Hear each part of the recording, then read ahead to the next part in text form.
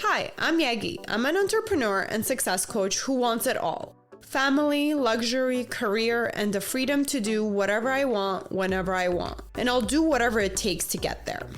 I created the Yegi Project to document my journey and inspire others to do the same.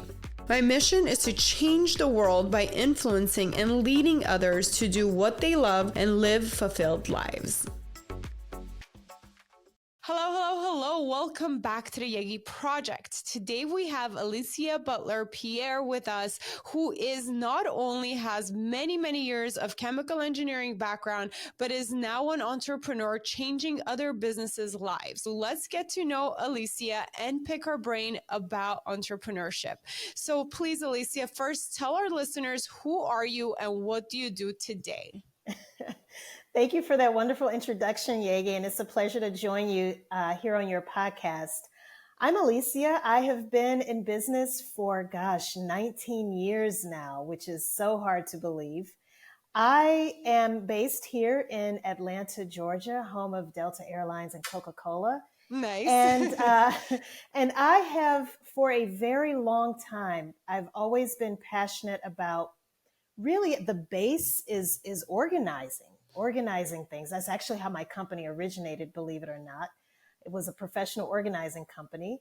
But I've always had this keen interest in keeping things organized and having things flow, having information and work flow as smoothly and efficiently as possible. So all things around operations, like administrative type things, those are kind of my jam. So how did you discover that that is what you're good at? That's what your talent and your gift is? Because I know a lot of our listeners also always wonder, or they want to do some sort of entrepreneurial job or something for themselves, but they don't know exactly how to pick what they're great at. What was some indicators that you were like, oh, this is it, this is my thing? Honestly, I took a lot of personality profile tests. Oh, Nice. Yeah. So when I first started working, when I finished college, I happened to have these different jobs where they would, at some point or another, do some type of personality profile. And that was when I first realized, okay, one of the common things that was said about me and my personality type is the fact that I like order and to organize things. And I function best in an organized environment. But beyond that, it was really a matter of introspection, reading different books. And I remember when I first relocated, I was living in New Orleans, Louisiana. When I relocated to Atlanta back in 2005, Yegi, I happened to be reading a lot of books, articles, watching documentaries about this idea that we are all blessed with these natural skills, talents, and abilities. But through our process of quote unquote education, we are encouraged to sometimes veer away or steer away from the very things that we're naturally very good at. So I started to really ask myself, well, what is it that I'm really good at? And whether I was flipping burgers as a teenager or working as an engineer at an oil refinery, I was always good at whatever job I had, not because I was the smartest person in the room, but because I was organized. And that's what stood out to you. You said, yes, okay, this is the common denominator in all the jobs or all the things that you have done that you know has kept you kind of going or kept you successful in what you're doing. Absolutely. Oh, that's wonderful. Well, not many people get the opportunity to even recognize that. The fact that you did, and you said you've been doing your business for about 18 years now, right? So the fact that you did for a long time, it's amazing. Congratulations on that. Thank you so much. I appreciate that. Now, tell us a little bit more about the how do I pronounce your business? Is it Equilibria Inc? Yes, Equilibria. Yep, that's all perfect. Right, perfect. So go ahead and tell us about Equilibria and what services you offer today. We provide what I call business infrastructure for fast-growing small businesses.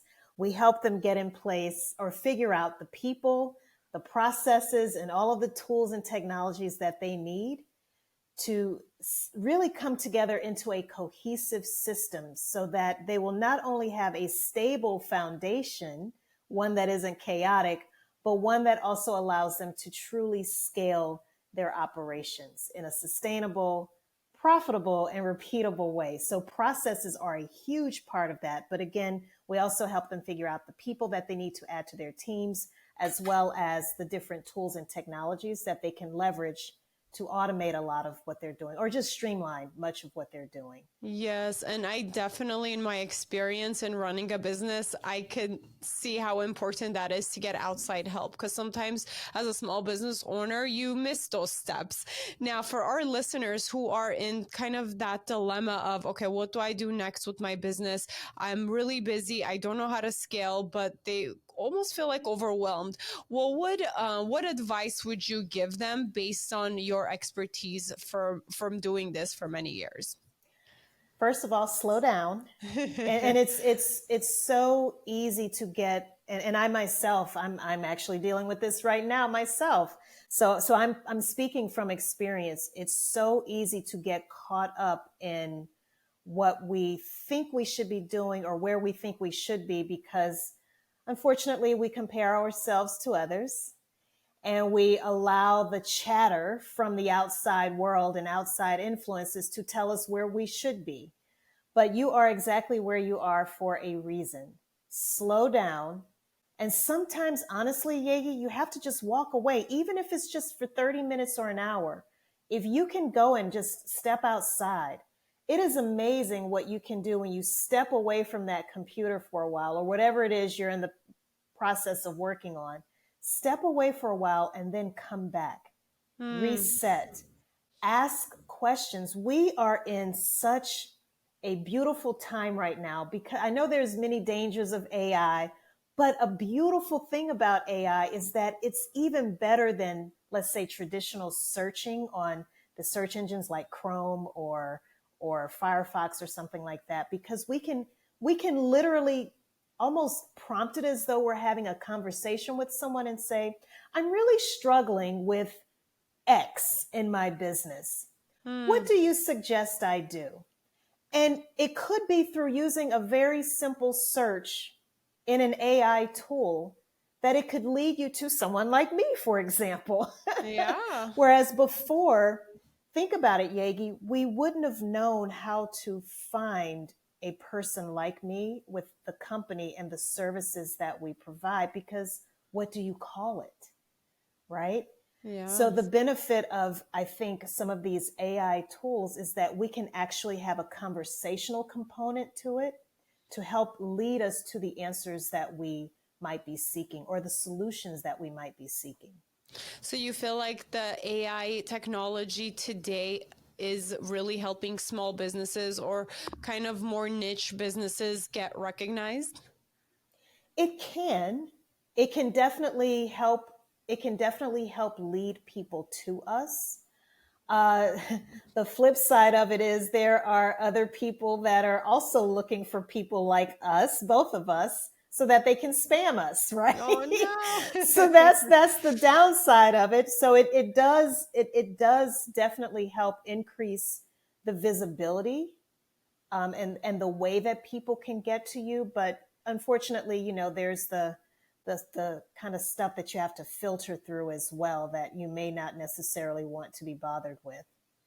All right, awesome. Now let's track back to get to know you and your thought process a little bit better. I love picking brains. So when you first started your company, was there anything that was like an aha moment, or do you have a story to share with our listeners of how you got started? Oh gosh, the way I got started was because of a hurricane. So Oh. I'm from Louisiana. I was living in New Orleans, and I remember the year was 2004, late fall. So the hurricanes where I'm from tend to become much more active like around late August, early September. So it's not usually in the heart of like June or July. It's usually late August, early September. And this particular year, 2004, it wasn't a hurricane, but it was a tropical storm. New Orleans floods very easily. And I remember being stuck inside of my house. And That's a very scary feeling because you're literally trapped. There's nowhere to go, nowhere to turn. But I remember thinking that if I could get out of that situation, I was going to leave quick, fast, and in a hurry, no looking back. And that's what I did. As soon as, I survived that, I remember abruptly quitting my job. I graduated. I was going to school at night at that point, working on my master's degree. I finished school that December. The following January, first week of January 2005, I put my house up on the market. It sold within the week. And I Wow. relocated to this city known as Atlanta, Georgia, where I knew one person at the time. But I just had this feeling, this intuitive nudge, if you will, that I had to get out. And I'm so glad I did, because 6 months after I relocated, the big one came, Hurricane Katrina. So I like to share that story with people, because sometimes we have these thoughts, these gut feelings, these intuitions, and they won't go away. And we can question it, but I have learned over the years to really trust that, because it's being given to us for a reason. So act on it. Even though it may seem completely crazy, I have learned to trust it. Yes, I definitely can agree with that. Anytime I've listened to my intuition, everything has worked out. Sometimes it has taken a little bit of time, to iron out the kinks, but it has always been for the best. And if I haven't listened to my intuition, it has taken a longer time to get to like what my intuition was telling me to do, but it was still ended up there. So I think it's really good. And I've learned anytime like I do have that gut feeling, sometimes we feel like sick to the stomach. I don't know. Everybody experiences it differently. And then sometimes you just know it's just a peaceful information that's somehow downloaded in us, and we just know, but we're scared to act on it. So I think that's how I personally have learned to listen to my intuition. Is there an indicator for you when you know, okay, is this a crazy thought, or is this my intuition and I should listen to it? That's a really great point. Because you're right, we can have all kinds of thoughts and ideas, right? And how do we kind of sift through, okay, this really is something I should act on versus, that's just that's crazy. That really is crazy.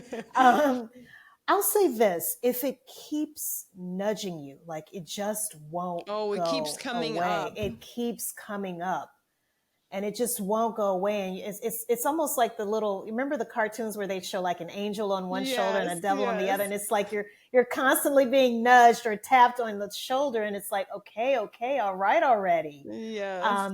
So that's one way I would say of being able to distinguish between what's just crazy versus what is that true intuitive thought that And you I think should it's act on. probably also you really want it. If it keeps coming up, you just know and you really want it if you keep thinking about it, and that repetitive nudge. And I love the way you put that, because I've never thought about it, but that's very true. Anything in life, in my life too, if I had to make a change, it has been kind of repetitive in a way where I'm like, okay, I'm sick of it. I need to change this, even little things.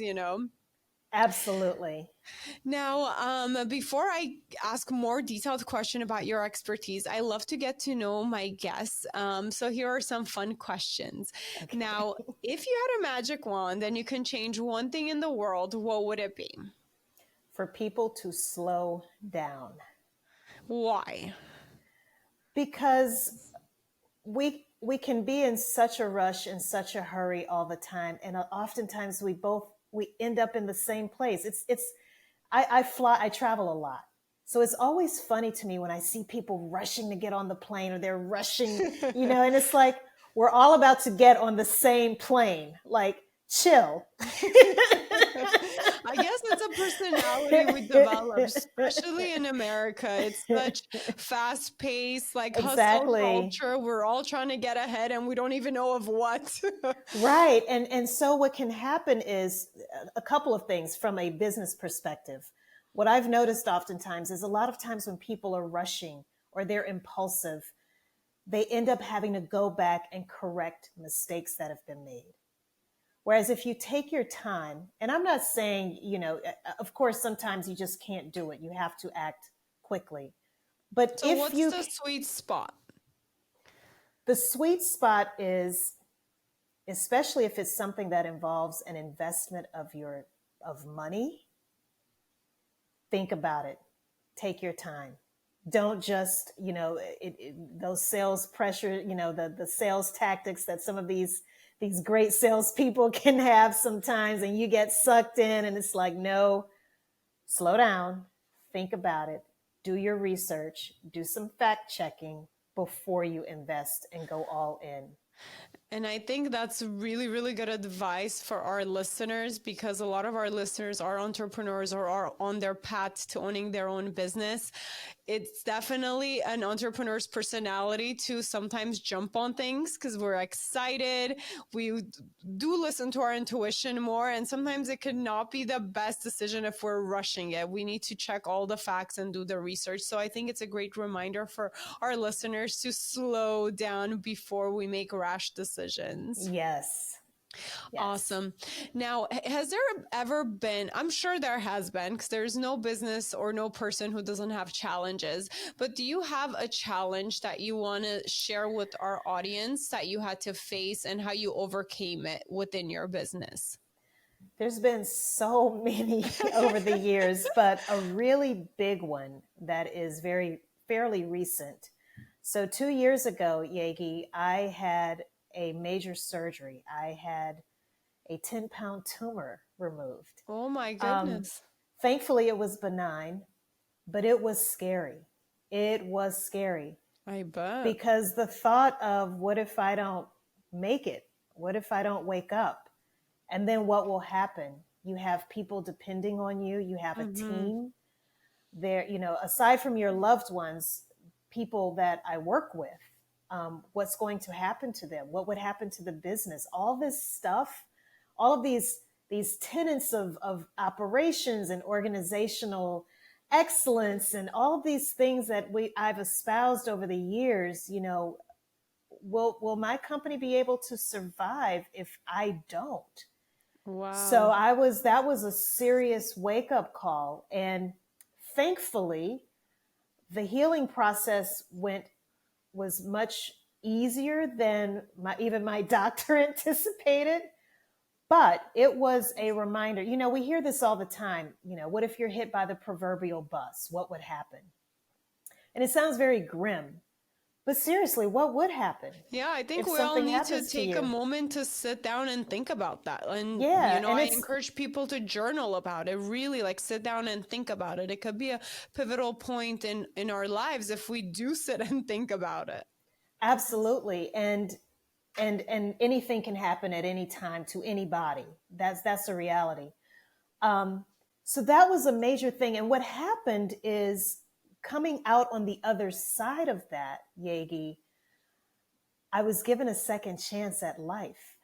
And so I now view things, I don't rush things because I do believe in slowing down, but I am much more careful about what I will say yes to. I am much more careful about what I give my energy to, because that's what landed me that's what landed me in the hospital in the first place. Of course. Giving my energy to the wrong things. And it stressed me out. It caused me angst and anxiety, and it manifested in my body, and it almost took me out. So I am very adamant now about peace of mind.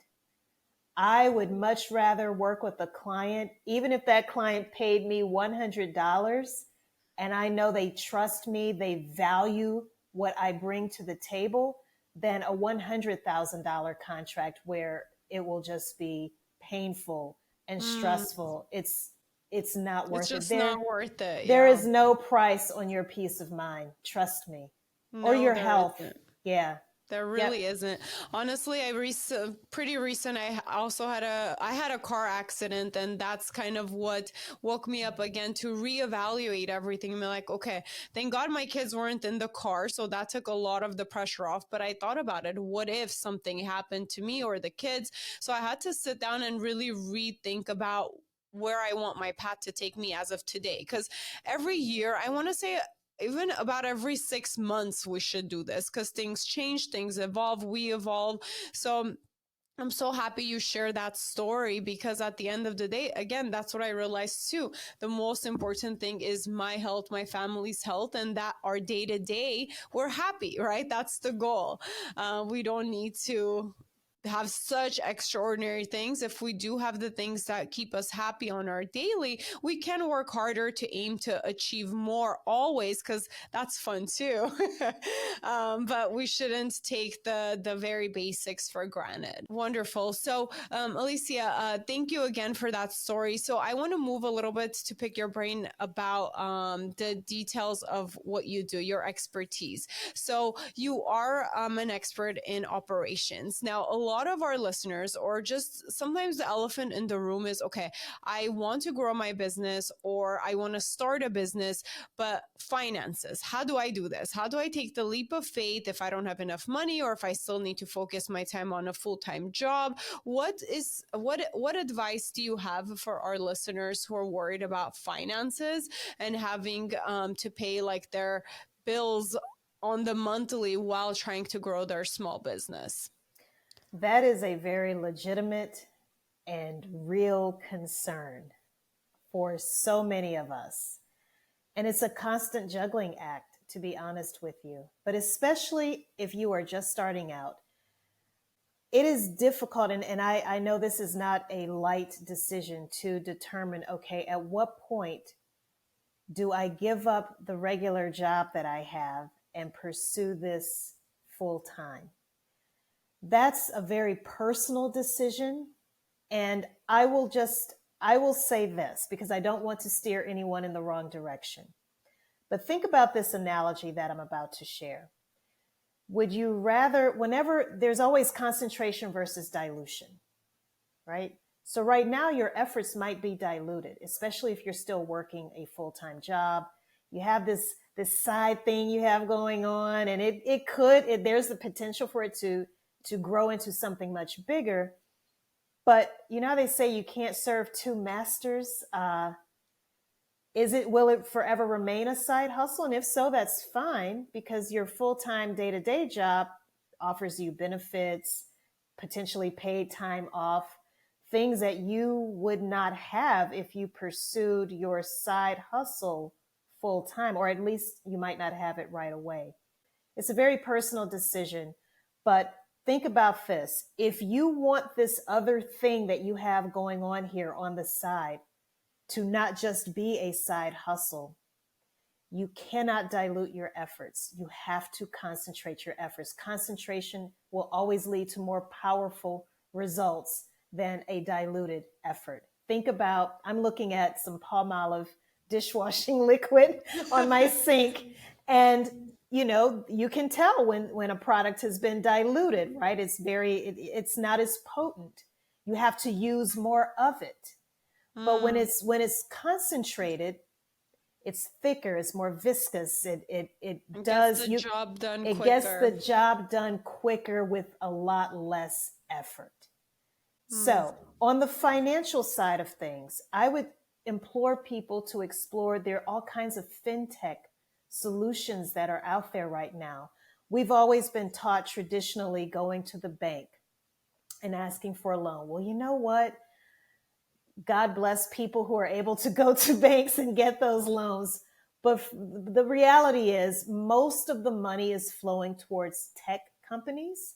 So even with angel investors and venture capitalists, if you find that you find yourself not having some type of a technology-based company, even going that route, getting investors could potentially be a little bit more difficult, but don't give up. Don't give up. Earn it yourself. A lot of times, some of us have to start off using our credit cards. Again, that's not recommended, But if you really want to kickstart something and you That's your don't have, last that option. is your last option. So there are so many ways, but again, I would encourage those listening. The best resource that I can offer you is a free resource offered by the US government, and that is the SBA, the Small Business Administration. They fund SBDCs, which are small business development centers. That's actually the loan I was able to get. Of course, I had to secure it with my personal assets back like 10 years ago. But that was actually the route I went. And that was a loan I was able to get in order to start my business and just go all in. That's awesome. And they offer free counseling and free consulting. So they will pair you up with someone who can help you figure out what does the financial part of my business plan look like? How much money do I need to raise? How much capital do I need to raise? And even they may be able to, if they can't refer you to a specific SBA loan that you would qualify for, they may also be able to introduce you to some alternative paths for funding. Wonderful. Again, thank you so much for sharing that. I haven't talked about the SBA in a minute, but they are an amazing resource for our listeners who don't know. They even have centers where you can go and they do workshops, right? Because I remember a long time ago, I used to go and sit in on some workshops, and it's free. It's the best part of it. And that's where we could network as well and get other resources for business. So thank you for sharing that again. Oh, you're welcome. Now, for our more established business owners who want to scale, what is your number one advice for that? Scale comes in many forms. Oftentimes, the common thing that I see happening is that people first have to expand their teams. So you're growing fast, the demand, you know that you have the potential to really scale what you are doing when the way you are currently operating can no longer meet the demand from your customers. Okay, so I know you have a makeup company, right? So Yes. imagine you have all of these orders coming in all of a sudden. You're on, I don't know, you're on Good Morning America featuring some of your products. And now all of a sudden you have this viral moment and all of these people are rushing to your website. And what if your website crashes because you're not ready for that?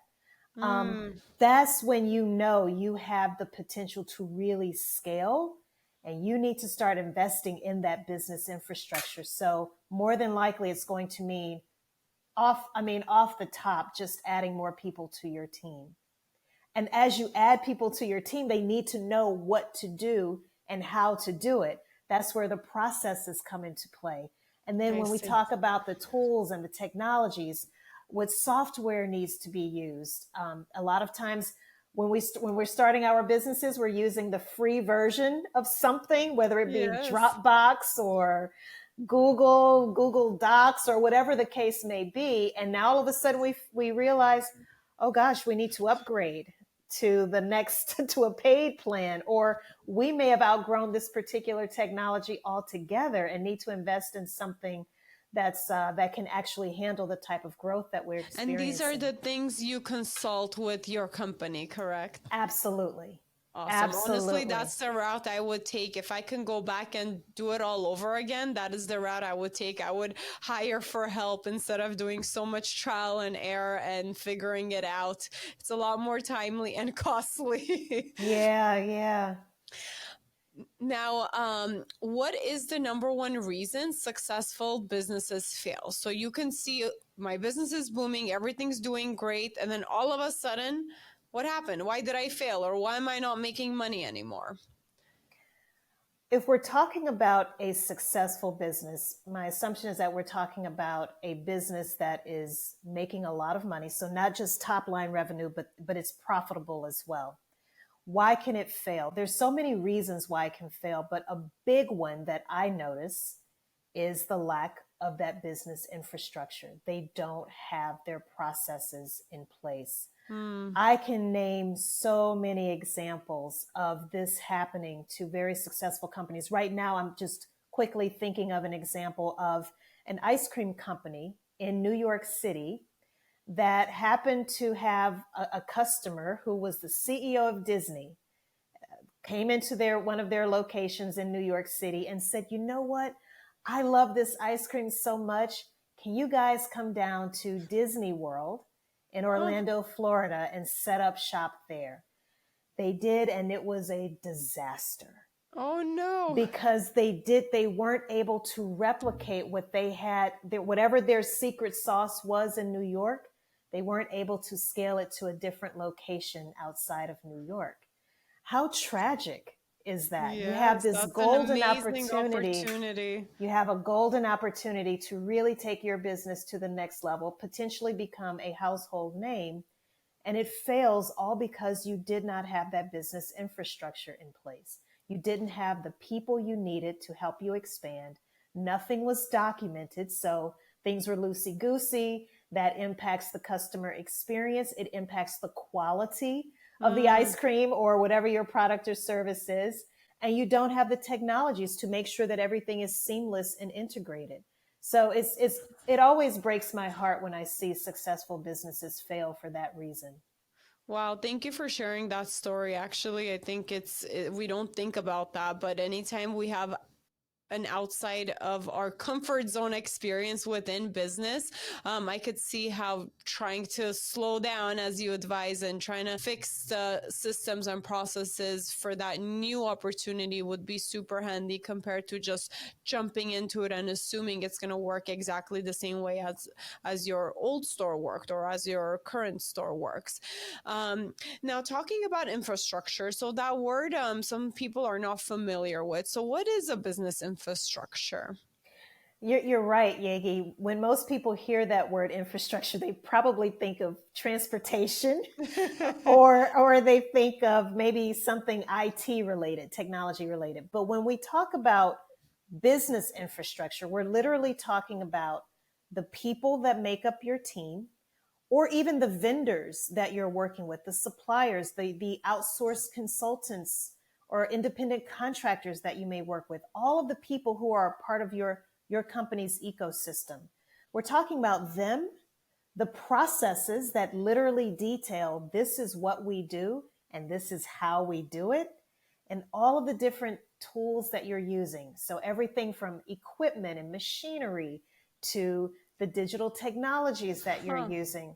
How do you bring all of those things together into a cohesive system such that when there's a change or growth in one area, you automatically understand the impact that it will have on the others? And once all of that comes together into a seamless, cohesive system, that's what enables scale to happen in a profitable, sustainable, and repeatable way. I love that. Thank you for clarifying that. Now, going back to our fun questions, is there something that your audience or your clients or even my listeners that may be familiar with you don't know something about you? Do you have a fun little secret?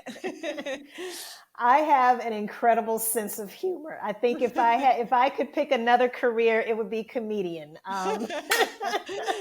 So I'm a lot of fun when I'm working with my clients, and just, my friends, my family, they all know that I'm a clown. I'm very serious about what I do in my craft, but I also believe that laughter is oftentimes the best medicine.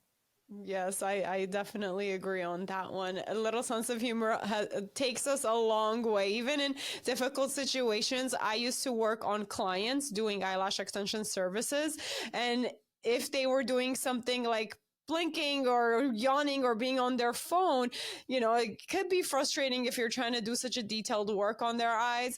And my approach was always making jokes and approaching it that way instead of telling them, hey, stop moving, don't be on your phone. Instead, I would use jokes like, hey, if you want your eyelashes to look nice, I wouldn't do that if I was you, unless you want your eyes glued shut, but humor always makes things much, much more fun. Now, Going back to your kind of personal experience transitioning from working for a company, you were doing chemical engineering, you said for an oil company, and then founding and running your own business where you're fully responsible. There's no one telling you what to do, how to do it. How was that transition? It was it was a fairly easy transition, and I'll explain why. Because when I first relocated from New Orleans to Atlanta, I didn't have a job. So I was spending a good bit of my time every day looking for a job. So I was already used to, I had grown accustomed to being at home I see. and being on my computer for hours a day and getting out there and networking and meeting people because I was looking for a job. And then once I realized, wait a minute, I've spent 60 days now looking for a job when I could have spent those 60 days really leaning into what I'm naturally good at and creating a business around that. So the real I would say the most difficult transition is not getting that steady paycheck. Yeah, I That definitely is, can relate on that one. yeah, that is the biggest challenge. But as far as being on my own, calling the shots, I worked as an engineer, so I was in charge. I knew what it was like. I had a little teeny taste of what it was like to be in charge and calling the shots, and oh, this is how we're going to do this, or this is how we're going to proceed. So that wasn't an adjustment, but yes, the financial aspect was definitely an adjustment. Yeah, you definitely have to be a good saver and planner if you want to be an entrepreneur when money's not like steady every month. Some months could be amazing, some months could be just okay. That's right. Um, Now, going back to what you do, right? So you work with companies to really have their infrastructure, all of that organized so they can scale. Now, if somebody is not ready to hire for help in that area, is there a tool, something that digitalizes that, or it would mainly be consulting based to see what tool each business needs? So I always recommend start with free resources first. If you can, use a DIY approach. That is always an option, because in that situation you're giving up your time instead of money, right? Yeah. You're always going to be spending one or the other. Hopefully not both. But if you're in a situation where you're just starting out, you're not quite ready for what my company provides, I definitely recommend going and reading some of the articles. I'm more than happy to share articles that I've written. You can follow me on LinkedIn. I have a newsletter called the Smooth Operator And we'll link newsletter. everything below. And you also have a podcast, right? You want to tell our Right, listeners right. about So that? there's the podcast, which is called the Business Infrastructure Podcast, and we're soon going to be launching a new podcast as well. But yes, the Business Infrastructure Podcast, we give all kinds of tips and strategies and tactics on how you can start doing some of these things yourself. These are amazing guests who come onto the show, and we have conversations very similar to the conversation you and I are having right now. And then there's a book that I've written. Again, these are just either free or very low cost ways of slowly dipping your toe into the pool of Yes. business infrastructure and getting your operations in order.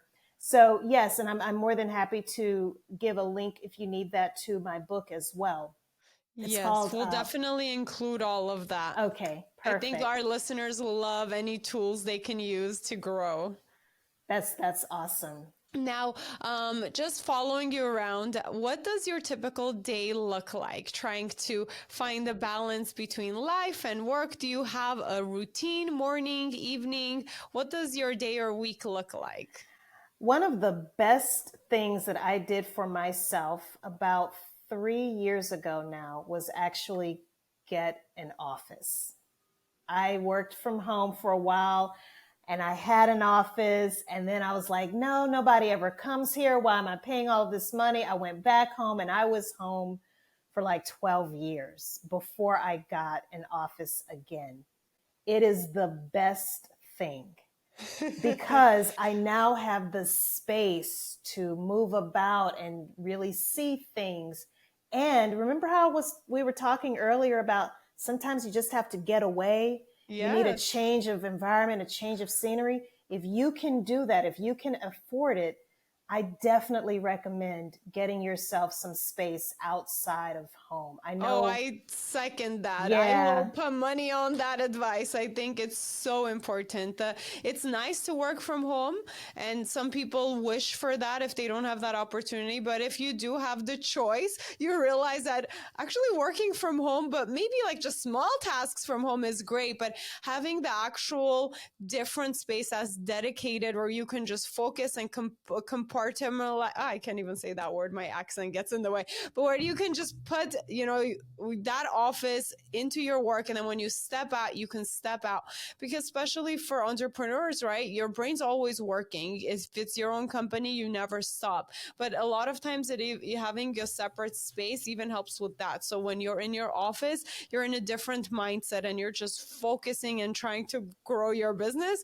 But when you step out, at least you can kind of relax and hopefully have a normal balanced personal life.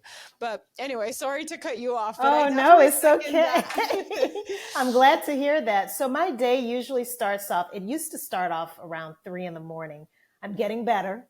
So Wow. now I wake up at 4, Wow. sometime between 4 and 4:30. And that is where I do my best thinking. Really? Anything that I'm working on that requires thought, I do it first thing in the morning. It's very, and the way ideas flow to me is very different compared to late afternoon. Late I afternoon, see. my brain is mush. That's where I I do see. my low energy stuff. Things that That's don't great require a lot advice. of Yeah, thought. thank you for sharing.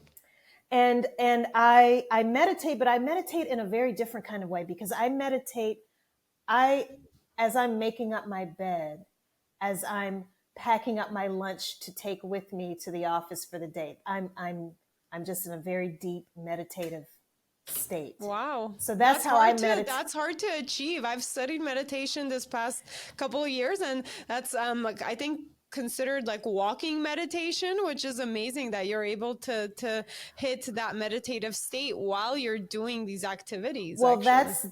that took many years because I was the opposite. I couldn't do probably what you do, which is just sit still and meditate. Like my mind was just racing. I couldn't do it. But I found comfort in being able to do it the way that I do it now. And then usually sometime between 6:30 is when I head over to my office. It takes me about 15 minutes to get there. And I'm just really setting out my day. I use index cards, Yegi, and I write down everything that I want to accomplish for that day. And if it can't fit on the front of that index card, It's too I'm not, much. it's too much. It is way too much. Okay. And throughout the day, I can check off or just kind of strike through the things on that index card. And I don't always get through everything. Whatever I don't get through, I just add that to the next day's index card. Oh, I love Um, that. I haven't heard of the index card. I have so many systems to stay organized and make reasonable goals, but I haven't heard the index card and what physically fits on there. Make sure you don't write in very tiny font, guys. At least the 12-point font on there, no, but one item per line. That's important. oh, Buy okay, buy there we go. the lined index cards, okay? Don't Not squeeze the things in there. exactly. No, no, no, no, no. One item per line. Um, front of the index card only. That's again just something as a result of me trying to figure out what's the best of both worlds between having everything on my phone versus on and some stuck in some type of software. That's what works for me because it's index cards are still very tactile.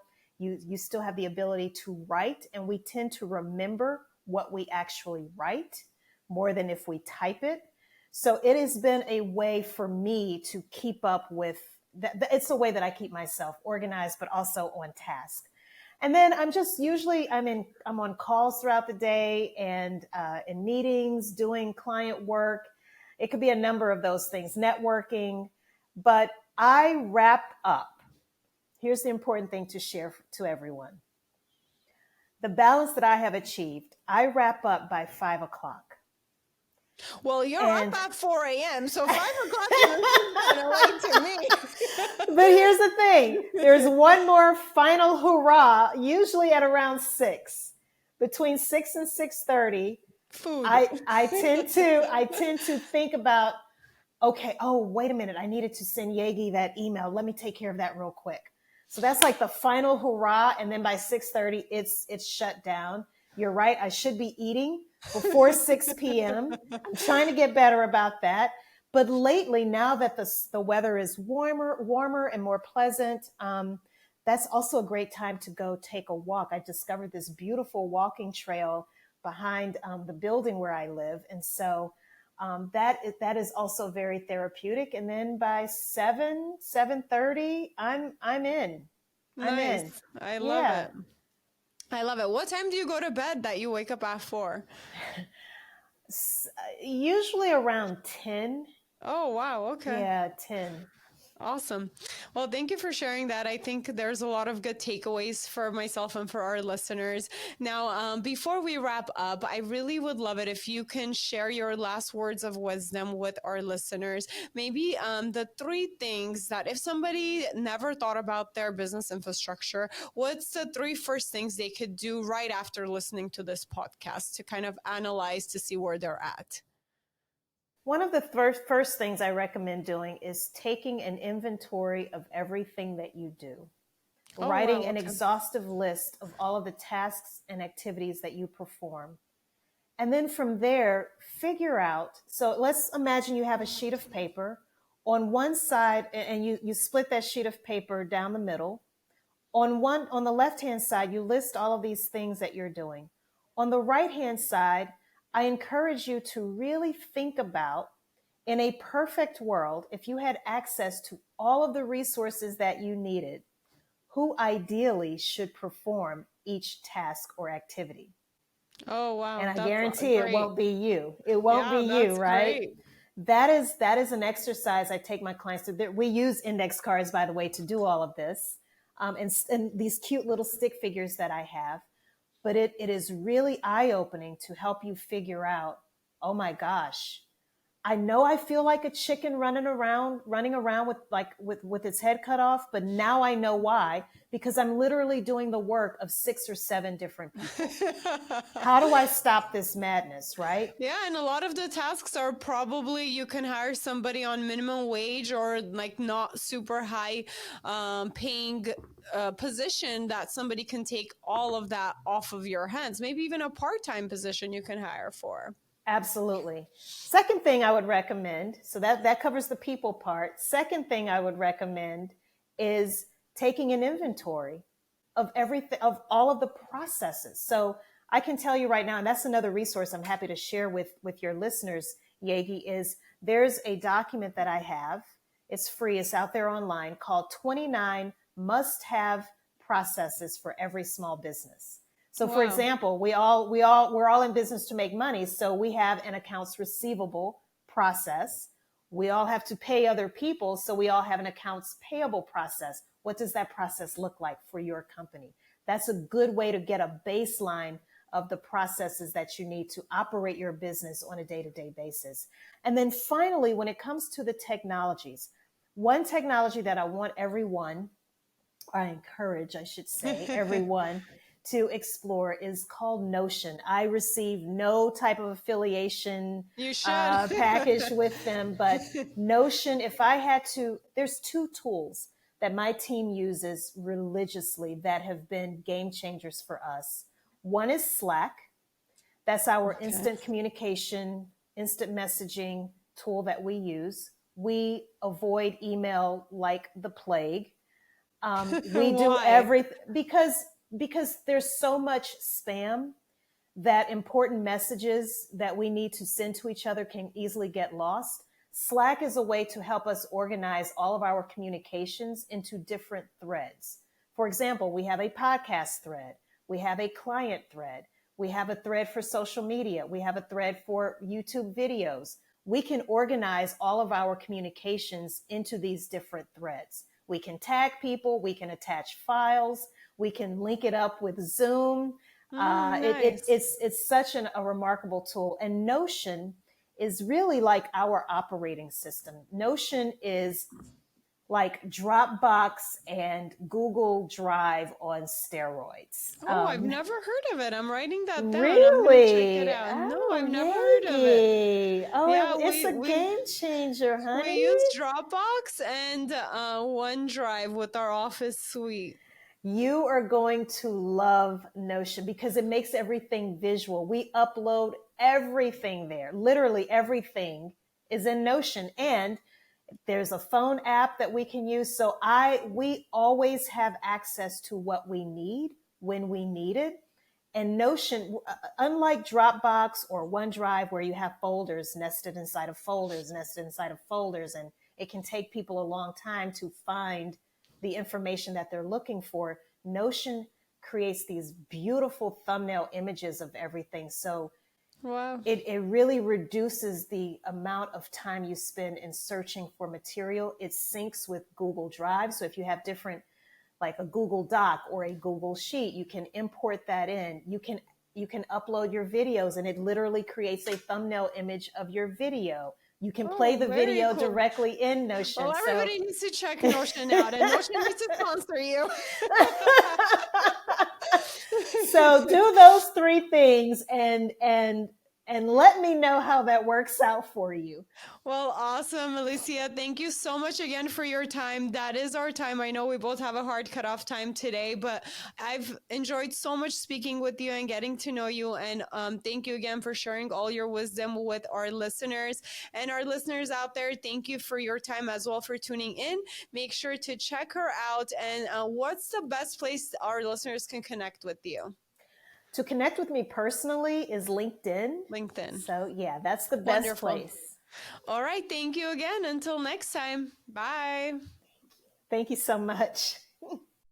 Thank you for listening. Please rate and review this podcast. Follow and engage with us on social media under the Yegi Project. And if you're interested in being a guest, email info@theyegiproject.com. And don't forget to subscribe so you don't miss out on any future episodes.